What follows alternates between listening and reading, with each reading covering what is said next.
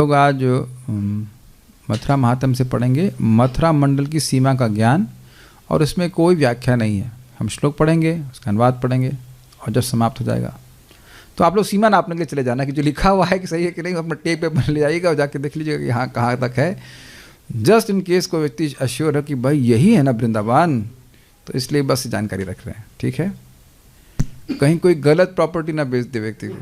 जैसे एग्जाम्पल आपको दूँ, बड़ी रुचिकर एग्जाम्पल है, IIT कानपुर, ठीक है, और कानपुर में ITI भी होता है, टूल रूम से कहते हैं ना, डिप्लोमा।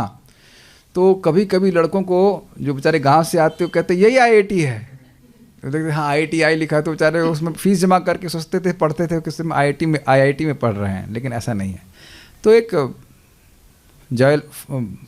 क्या कहते हैं, जोग्राफिकल अंडरस्टैंडिंग दी जा रही है कि किस प्रकार से कहाँ कहाँ को आप ब्रज क्षेत्र माने जाएंगे। बहुत सिंपल है ये, मतलब श्लोक में आदि वराहे अर्थात आदि वराह पुराण में कहा गया है, क्या कहा गया है, विंशतिर योजनानंतु माथुरम मंडलम, मेरा मथुरा मंडल का घेरा 20 योजन 160 मील है।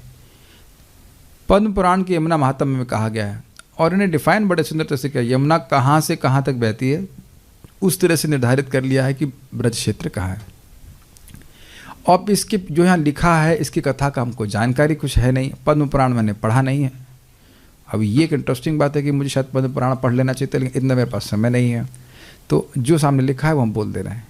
रम्यम अप्सरसां स्थानम यस्मिंश्चंचलतां गतः यायावरः पुरा विप्रस्तपस्वी विजितेन्द्रियः, एक वृद्ध भ्रमणशील भिक्षुक ब्राह्मण तपस्या करते हुए और इंद्रियों पर विजय प्राप्त करते हुए अप्सराओं के लिए आकर्षक स्थान पर आकर चंचल हो गया। ध्यान दीजिएगा कि अप्सराओं से चंचल नहीं हो गया। ये एक गलत अंडरस्टैंडिंग हो गया, अप्सरा देख के चंचल हो गए क्या, नहीं, पहले लिख दिया है कि इंद्रियों में विजय प्राप्त करते हुए है ना, एकदम से सुनने का लगता है अप्सरा को देख करके चंचल हो गए, नहीं, अप्सराओं के लिए भी आकर्षक मतलब अत्यंत रमणीय स्थान था वो, वहाँ पे आकर वो चंचल हो गए, मतलब वो खुश हो गए। क्या दिक्कत थी, चिरकालम प्रतप्तम तम इंद्र शापाग्निनार्दितम स्पृष्ट्वा वारिकणे नेमं मोचयित्वाथ पातकात् विमानेनार्कवर्णेना प्रापयत्तम सुरालयम। वे इंद्र के शाप की अग्नि से बहुत समय तक प्रतप्त हुए, लेकिन जब उन्होंने वहाँ के पानी की एक बूंद को छुआ तो वे तुरंत अपने पाप से मुक्त हो गए और एक सूर्य सदृश विमान के द्वारा स्वर्ग की प्राप्ति करी। ये यमुना जी के ही जल के बारे में बात हो रही है। पूज्यमानादरेणार्घ्यैर् वानप्रस्थैर्यथा विधि मथुरा मंडलम प्राप्त तस्मादेवर्षि सेविता। ऋषियों द्वारा सेवित यमुना नदी जब मथुरा से बहती हैं तो उनकी वानप्रस्थों द्वारा आदर पूर्वक अर्घ्य के साथ पूजा की जाती है और सेवा की जाती है। तो अब जैसे जैसे यमुना जी बह रही हैं वैसे वैसे ब्रज क्षेत्र को डिफाइन कर रहे हैं। पावयित्वा कुरून् देशान् शूरसेनान् समाविशत् वनानि 12 स्फीतानि गुण संपदा। कुरु और शूरसेन भूमि को इधर से दिल्ली से, ठीक है, और भूमि को शुद्ध करने के बाद यह 12 महान और गौरवशाली वनों में प्रवेश करती है। इधर ओके, दिल्ली से बह करके यहाँ पे आ रही है। क्रमद विश्रांति मासाद्या विश्रांत केवला केशवालये सुदर्शनोपरि गता गतश्रम समीपगा। धीरे धीरे यह भगवान केशव के निवास में विश्रांति तीर्थ तक पहुँचती हैं। यह सुदर्शन पर स्थित होकर विश्राम घाट के पास से होकर जाती हैं। इस श्लोक के उपक्रम में कहा गया है, आश्लिष्टा वासुदेवेना सत्कृत्या भर्च्यतापनि अनुज्ञाता गता पुण्या सुपुण्यम ध्रव्यमाश्रमम। भगवान वासुदेव द्वारा पूजित और आलंगित यमुना उनकी आज्ञा से अपने पवित्र जल के साथ ध्रुव आश्रम में प्रवेश करती हैं। ध्रुव आश्रम आप लोग इधर ध्रुव टीला, लेकिन वहाँ तो यमुना जी नहीं, तो यमुना जी बहुत दूर वहाँ से चली गई। यमुना जी वहाँ पास में, तो हाँ काफ़ी दूर चली गई। संप्राप्त पुण्य सलिला सुपुण्यम रेणुकाश्रमम दीक्षितो यत्र रामो भूत सर्वक्षत्रियाध्वरे। अपने शुद्ध जल के साथ यह शुद्ध रेणुका आश्रम में बहती हैं। ये देखा है कि हमने रुनकता पहुंच गए, नो आइडिया। मैं बता रहा हूँ इसका, मुझे इन सब श्लोकों का कोई आइडिया नहीं, मैं अपने शुद्धिकरण के लिए पढ़ रहा हूँ। जहाँ भगवान परशुराम को सभी क्षत्रियों को मारने के लिए एक यज्ञ करने के लिए दीक्षा दी गई थी, तो कुछ ऐसा क्षेत्र है वहाँ पे। ततः प्रयात यमुना भरतस्याश्वमेधिकम इष्टम शाकुंतलेयना इष्टम शाकुंतलेयेना सारंगैर्यत्र सप्तभी। फिर यमुना उस स्थान से बहती हैं जहाँ भरत ने अश्वमेध यज्ञ किया था। और ये हम सुन चुके हैं, भरत ने नहीं, शत्रुघ्न ने मारा था। तो यहाँ पे भरत भी कर चुके हैं कुछ अश्वमेध यज्ञ। और वह नहीं, लवणासुर को शत्रुघ्न मारे थे, भरत नहीं मारे थे। तो भरत ने भी यहाँ पे अश्वमेध यज्ञ किया। और वह स्थान जहाँ शकुंतला के पुत्र ने 7 सारंग यज्ञ किए। भरत, शकुंतला के बेटे भी तो भरत ही थे ना, भरत, हाँ, उनके नाम में भारतवर्ष पड़ा। अथ स सप्तभिर्मेध्यै सोमपेन्द्रोऽपि अमाद्यत ततः प्रत्यंगमुखी भूत्वा श्रद्धया मथुरां पुरीं मोचयितं सुभृतः कर्मबन्धात् पश्यतः। पुनः सा प्राङ्मुखी भूत्वा सम्प्राप्ता शौकरीं पुरीं यस्यां धरां समुद्धर्तुम् उत्पन्नश्चादिशूकरः ततस्तां नगरीं शौरी भूत्वा प्रत्यङ्मुखी पुनः परिक्रम्य विनिष्क्रांता जिह्वा गत्यर्पन्नगी। आप लोगों को बोलने के लिए मना नहीं किया गया। उन 7 यज्ञों में सोम पीने से इंद्र प्रसन्न हुए। किन 7 में? जिसमें शकुंतला के बेटे ने यज्ञ किए थे। पश्चिम दिशा की ओर अभिमुख होकर, पश्चिम दिशा की ओर अभिमुख होकर मतलब इधर से कहीं वेस्ट से, ईस्ट में कहीं होंगे, ईस्टर्न डायरेक्शन में। उन्होंने मथुरा नगरी को देखा जो जीवों के कर्म के बंधन से मुक्त करती है, जीवों को कर्म के बंधन से मुक्त करती है। फिर यमुना नदी पूर्व की ओर जाकर शौकरीपुरी में बहती हैं, जहाँ भगवान वराह ने पृथ्वी को उठाया था। पश्चिम की ओर बढ़ते हुए नदी उस शहर को घेर लेती हैं और फिर सांप की तरह टेढ़े मेढ़े गतियों के साथ बहती हैं। क्या एक्सप्लेनेशन है? जाओ जाके यमुना जी से पूछो, हमको समझ में नहीं आ रहा है। भाई आपने कहा, मैंने इसीलिए पूछा था कि और पढ़ाऊं कि नहीं पढ़ाऊं, तो आपने कहा पढ़ाओ, लेकिन सारे ऐसे नहीं। कल ये विषय आएगा कि मथुरा में विशेष तिथियों में रहने का क्या लाभ है। So sometimes you just read and read, ऐसा नहीं कि हमको समझ में ही आ रहा है। अतः सा शूरसेन, क्यों नहीं बोल रहे हैं? अतः सा शूरसेनेभ्य पांचालानां विमुक्तिदा इष्टकाश्रम वरिष्ठायतनम महत्। फिर यह मुक्ति प्रदान करने वाली नदी शूरसेन की भूमि को छोड़ देती है और पांचाल देश में आती है, और फिर यह श्रेष्ठ इष्टकाश्रम में बहती है। कम से कम सोएंगे तो नहीं। फिर से बोलिए, एतेना यायावरम अधिकृत्य शौकरी वटेश्वर पर्यंतम मथुरा मंडलम गेयम एवमेव सर्वासु दिक्ष्वपि यथा गेयम 20 योजनात्मके बहुतीर्थवत्या विशेषः।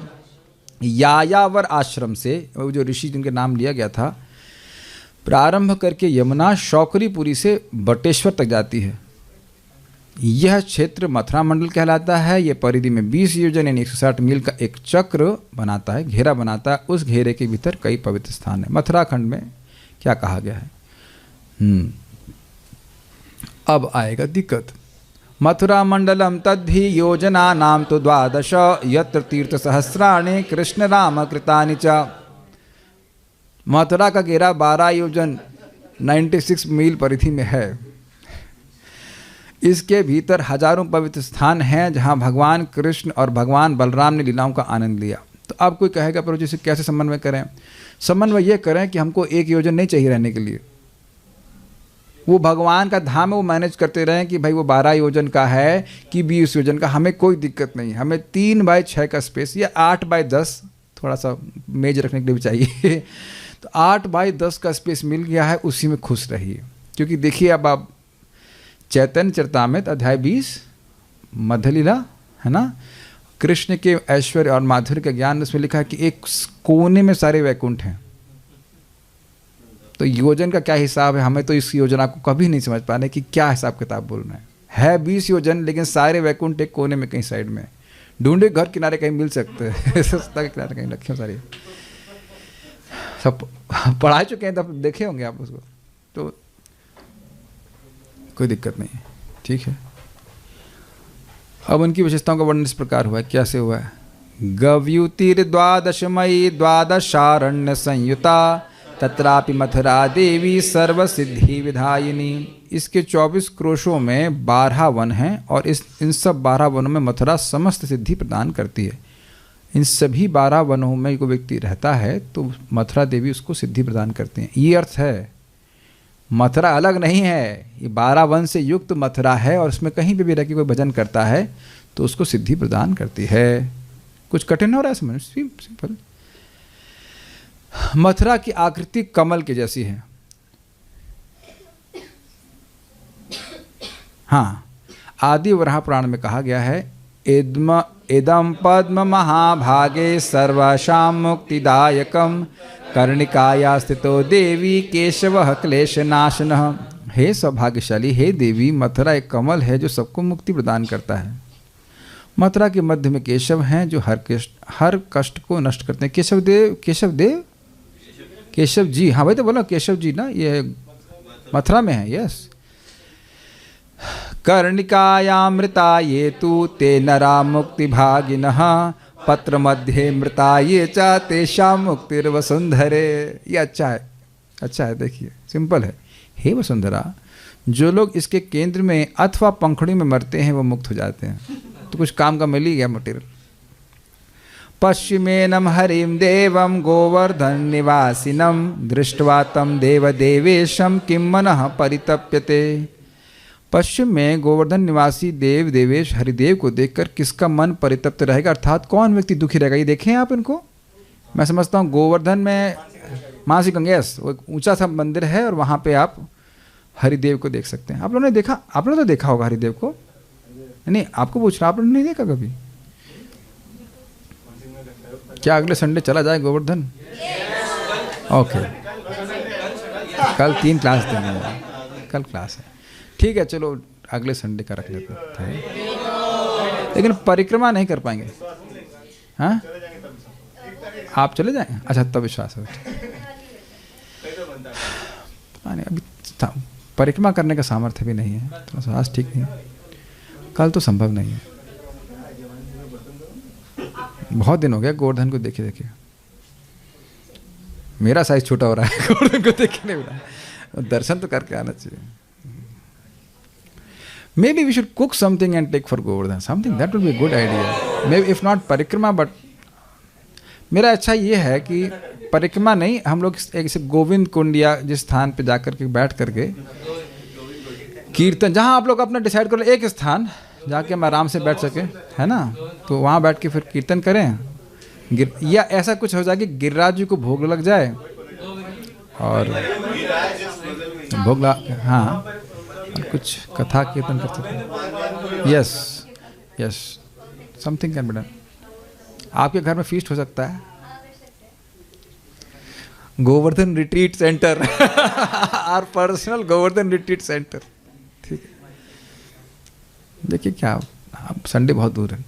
उत्तरेणा तो गोविंदा, भगवान कृष्ण झूठ बोलते हैं, हम भी झूठ बोल सकते हैं, कोई दिक्कत झूठ नहीं, मन तो है। मैं पर परिक्रमा करने की तो मेरा तो अभी नहीं लग रहा, लेकिन हाँ, इतने बुढ़े नहीं हुए, बट कुछ मन कर रहा है कि वहाँ पे, बहुत पहले मैं गया था हम लोग, तो वहाँ पे खूब कीर्तन किए थे। बहुत कीर्तन करने का बड़ा मन करता है। बरसाना भी गए थे, तुमको ना घूमने से ज़्यादा लगता है कि जगह बैठ करके घूम के खूब जम के घंटे घर कीर्तन किया जाए, फिर कुछ भगवान के बारे में चर्चा किया जाए, फिर कीर्तन किया जाए। That is more relatable. मौसम तो अच्छा है, that can we can do it. Not कल नहीं जा पाएंगे, कल तो क्लास देना है। ठीक है। उत्तरेणा तो गोविंदम दृष्ट्वा देवं परम शुभम नासौ पतति संसारे यावदाहूत संप्लवन। काम की चीज़ें सुनो ध्यान से। जो व्यक्ति परम शुभ भगवान गोविंद को इस कमल की उत्तर दिशा में देखता है वह कभी जन्म मृत्यु के सागर में नहीं गिरेगा। तो अर्थात यहाँ के विग्रहों का दर्शन करने से व्यक्ति मुक्त हो जाता है, सहसा मुक्त हो जाता है। ना उत्तर जाइए ना पश्चिम जा सकें अगर, तो इधर कृष्ण बलराम पश्चिम, हम लोग यहाँ से बैठे हैं तो अपने घरों से देख लीजिए कहाँ कहाँ पड़ता है, किसी का पश्चिम किसी उत्तर, कृष्ण बलराम जी का दर्शन करने जाए तो वह भी मुक्त हो जाएगा। लेकिन जब इन स्थानों में जाते हैं तो इन विग्रहों का दर्शन करना चाहिए जरूर। मैं एक भक्त के संग आए थे, वो बालाजी स्वामी साउथ इंडिया से आए थे, और यहाँ पे श्वेत वराह के दर्शन करने गए थे। It's amazing. इतना, जैसे वो बैठे वहाँ पे उनके सामने, इतने भक्ति भाव से धारा प्रभाव संस्कृत में उनके लिए प्रार्थना गाने लगे। बड़े, it can not be explained. वो बहुत ही बड़े भाव से, जैसे मतलब वो he was not even conscious कि मैं वहाँ खड़ा हूँ, वो पंडित जी खड़े हैं कि नहीं खड़े हैं। लाइक रियली बड़े भाव से भगवान की स्तुति गाने लगे। बड़ा अच्छा लग रहा था, समझ में कुछ नहीं आ रहा था लेकिन बहुत शुद्धता से, अब मैं इसको एक्सप्लेन नहीं कर सकता, very deep from his heart he was chanting. तो वहाँ के जो पंडित जी थे वह भी बड़े प्रसन्न हुए थे और उन्होंने फिर कुछ प्रसाद दिया उनको ऐसे करके। Just observing with how much devotion he was seeing the deity of Varahadev. बहुत अच्छा था। श्वेत वराह आपने देखा नहीं होगा, बहुत छोटा सा मंदिर है मथुरा में, कहीं अंदर जाकर के ऊपर जाकर मैं समझ गया था, मैं भी एक ही बार गया हूँ। एनीवेज, विश्रांति संज्ञकम देवम पूर्वपत्रे व्यवस्थितम यम दृष्ट्वा तो नरो याति मुक्तिम नास्ति अत्र संशयः। वह व्यक्ति जो इस कमल के पूर्व दिशा के विश्रांति तीर्थ को देखता है उसे मुक्ति प्राप्त होती है, इस बात में कोई संदेह नहीं है। दक्षिणेना तु माम विद्धि प्रतिमां दिव्य रूपिणीं महाकाया स्वरूपम च केशवाकार सन्निभम माँ दृष्टवो मनुजो देवी ब्रह्मणा सह मोदते। यह समझिए कि दक्षिण भाग में भगवान केशव की एक भव्य और उत्कृष्ट मूर्ति है। हे देवी, जो मनुष्य इस मूर्ति को देख लेता है वह ब्रह्मा के साथ आनंद उपभोग करता है। हरे कृष्णा कृष्ण कृष्णा हरे हरे, हरे राम राम राम हरे। I promise 7:15